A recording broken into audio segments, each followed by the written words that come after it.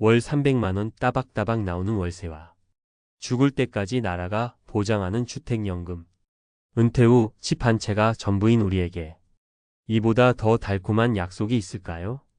하지만 이 두 갈래 길 끝에서 많은 분들이 예상치 못한 눈물을 흘리고 있습니다. 오늘은 그 누구도 알려주지 않았던 이 선택의 진짜 얼굴과 그 안에 숨겨진 함정에 대해 깊이 파고들어 보겠습니다. 당신의 노후가 걸린 문제입니다. 잠시 후 평생 모은 돈으로 월세 부자를 꿈꿨지만 세금 폭탄을 맞고 좌절한 한 분의 이야기, 그리고 아들을 돕기 위해 선택한 주택연금이 오히려 족쇄가 되어버린 또 다른 분이 가슴 아픈 사연을 통해 우리가 놓치고 있는 결정적인 실수가 무엇인지 짚어보겠습니다. 72의 김영수 씨는 평생의 소원이던 건물주 의 꿈을 은퇴 후에야 이룰 수 있었습니다. 평생 살아온 서울의 낡은 아파트를 정리하고 그 돈으로 경기도 신도시에 깔끔한 주거용 오피스텔 3채를 매입했죠. 중개인은 계산기를 두드리며 말했습니다. 사모님, 이제 매달 300만원씩 연 3,600만원이 통장에 따박따박 찍힙니다. 노후 걱정 끝이시네요. 처음 몇 달은 정말 꿈만 같았습니다. 휴대폰에 월세 입금 알림이 뜰 때마다 묵은 체증이 내려가는 기분이었습니다. 하지만 행복은 그리 길지 않았습니다.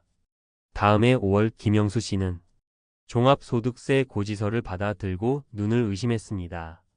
세금이 약 256만원. 이게 끝이 아니었습니다. 진짜 폭탄은 건강보험료였습니다. 연간 임대소득이 2천만원을 넘어서면서 그동안 아들 밑에 올라가 있던 피부양자 자격이 박탈된 겁니다. 꼼짝없이 지역가입자로 전환된 것이죠. 한 경제지의 보도에 따르면 김 씨처럼 다주택을 임대하는 은퇴자들은 소득과 재산, 이 두 가지에 대해 이중으로 건보료를 내야 합니다. 결국 김 씨는 임대소득에 대해서만 연간 144만원, 여기에 오피스텔 3채에 대한 재산분 건보료까지 더해져 세금과 건보료로만 매년 400만원이 넘는 돈을 내게 되었습니다. 월 300만원의 꿈은 세후 월 260만원대의 빠듯한 현실이 되어버렸습니다. 75세 박정자 씨는 다른 선택을 했습니다. 착실했지만 사업에 어려움을 겪는 아들이 눈에 밝혔기 때문입니다. 그때 눈에 들어온 것이 바로 주택연금이었습니다. 시가 10억 원짜리 집에 살던 박 씨는 이 집으로 매달 300만원 가까운 돈을 평생 받을 수 있다는 말에 귀가 번쩍 뜨였습니다. 이 돈이면 아들도 좀 돕고 내 노후도 해결할 수 있겠구나. 망설일 이유가 없었습니다. 하지만 얼마 지나지 않아 집에 급히 돈 들어갈 일이 생겼습니다. 큰 돈은 아니었지만 당장 목돈이 필요해 집을 담보로 추가 대출을 알아보던 박 씨는 은행 창구에서 청천벽력 같은 소리를 듣습니다. 어머님, 이 집은 이미 주택금융공사에 담보가 잡혀 있어서 추가 대출은 물론이고 파실 수도 없습니다. 그제야 깨달았습니다. 주택연금은 그저 매달 돈이 나오는 연금이 아니라 내 집의 소유권을 사실상 공사에 넘기고 돈을 빌려 쓰는 대출 계약이라는 것을요. 최근 한 온라인 매체에서 다룬 피해 사례들을 보면 상황은 더 심각합니다. 만약 연금을 해지하려면 그동안 받았던 연금 원금의 이자는 물론 처음에 면제받았던 초기 보증료까지 수백만 원을 한 번에 토해내야 합니다. 박정자 씨는 아들을 돕기는커녕 자신의 유일한 재산에 스스로 족쇄를 채운 셈이라며 매일 밤을 눈물로 지새우고 있습니다. 여러분이라면 이 상황에서 어떤 선택을 하셨을 것 같나요? 자, 지금까지 우리는 두 분의 안타까운 이야기를 들어보았습니다. 월세도 주택연금도 모두 함정이 있는 것처럼 보여서 마음이 답답하실 겁니다. 하지만 지금부터가 진짜 중요합니다. 이분들이 빠졌던 함정의 원인을 정확히 알아야 우리는 다른 길을 갈 수 있습니다. 김영수 씨의 실수는 명확합니다. 세후가 아닌 세전, 수입이라는 장밋빛 숫자만 본 것입니다. 특히 은퇴 후 소득이 발생했을 때 피부양자 자격이 얼마나 쉽게 상실될 수 있는지, 그로 인한 건강보험료 부담이 얼마나 커지는지를 전혀 예상하지 못했습니다. 이건 많은 분들이 놓치는 가장 크고 치명적인 함정입니다. 박정자 씨의 비극은 주택연금을 대출이 아닌 단순 연금으로만 이해했기 때문입니다. 내 집에 평생 살 수 있다 는 장점 뒤에 숨겨진 자산의 동결이라는 강력한 제약을 간과한 것이죠.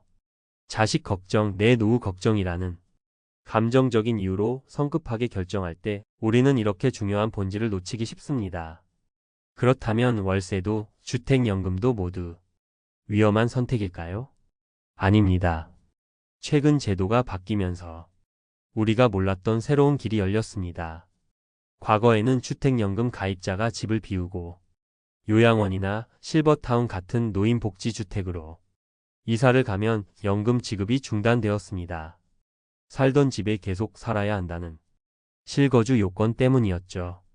하지만 한 시니어 전문 매체의 보도에 따르면 이제는 노인복지주택으로 이주하더라도 주택연금 가입을 그대로 유지할 수 있도록 제도가 완화되었습니다. 이것은 정말 놀라운 가능성을 의미합니다. 바로 주택연금으로 매달 안정적인 돈을 받으면서 내가 살던 집은 월세를 놓아 이중수입을 창출하는 것입니다. 예를 들어 신탁 방식으로 주택연금에 가입하면 주택금융공사의 동의를 얻어 보증금이 있는 월세 계약까지 가능합니다. 이는 부동산이라는 묶여있던 자산에서 현금 흐름을 만들어내는 가장 현실적이고 강력한 대안으로 떠오르고 있습니다. 이제 두 분과 같은 눈물을 흘리지 않고 현명한 선택을 하기 위해 우리가 반드시 점검해야 할 4가지 체크리스트를 말씀드리겠습니다. 첫째, 세후 실수령액을 반드시 시뮬레이션 하십시오. 월세를 고려하신다면 계약서에 도장을 찍기 전에 국세청 홈택스의 세금 계산기와 건강보험공단 홈페이지에 4대 보험료 계산기를 통해 세금과 건보료 폭탄을 맞지 않을지 반드시 확인해야 합니다.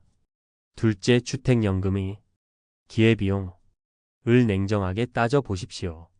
가입하는 순간 내 집은 더 이상 내가 마음대로 할 수 있는 자유로운 자산이 아님을 명심해야 합니다.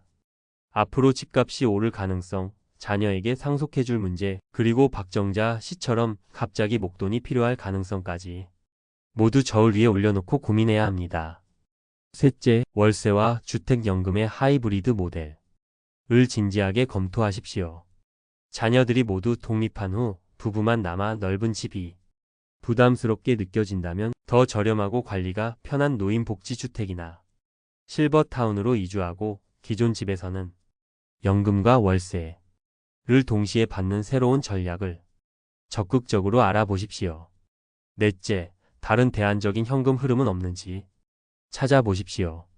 한 전문가의 조언처럼 무조건 집 전체를 담보로 잡히거나 팔기보다 집의 일부인 마당이나 지하 공간을 개조해 임대 수익을 얻는 등 자산의 유연성을 유지하면서 현금을 확보할 방법은 없는지 다각도로 고민해야 합니다. 월세냐, 주택연금이냐, 이 선택은 단순히 돈 몇 푼을 더 받고 덜 받는 계산의 문제가 아닙니다. 내 남은 인생의 자유와 안정을 맞바꾸는 아주 중대한 결정입니다.